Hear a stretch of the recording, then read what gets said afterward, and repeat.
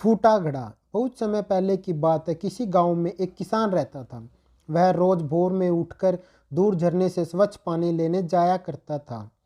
एक काम के लिए वह अपने साथ दो बड़े घड़े ले जाता था, जिन्हें वो डंडे से बांधकर अपने कंधे पर दोनों ओर लटका लेता था।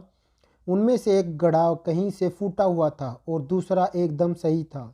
इस वजह से रोज घर पहुंचते पहुंचते किसान के पास 1.5 घड़ा पानी ही बच पाता था। ऐसा 2 सालों से चल रहा था। सही घड़े को इस बात का घमंड था कि वो पूरा का पूरा पानी घर पहुंचाता है और उसके अंदर कोई कमी नहीं है।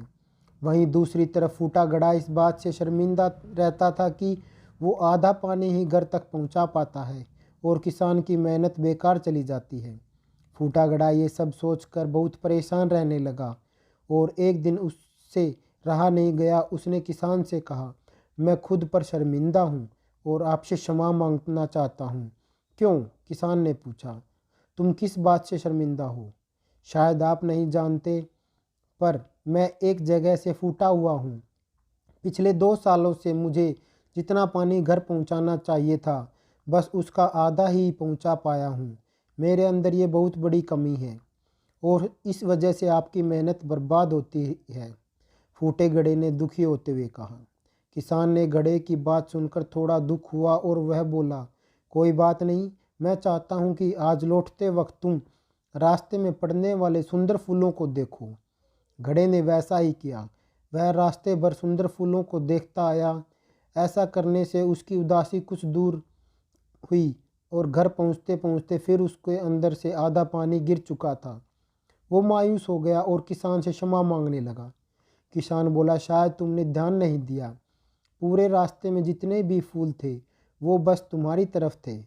सही घड़े की तरफ एक भी फूल नहीं था। ऐसा इसलिए क्योंकि मैं हमेशा से तुम्हारे अंदर की कमी को जानता था और मैंने उसका लाभ उठाया। मैंने तुम्हारी तरफ वाले रास्ते पर रंग बिरंगे फूलों के बीज बो दिए। तुम रोज़ थोड़ा थोड़ा करके उन्हें सींचते रहे और पूरे रास्ते को इतना खूबसूरत बना दिया।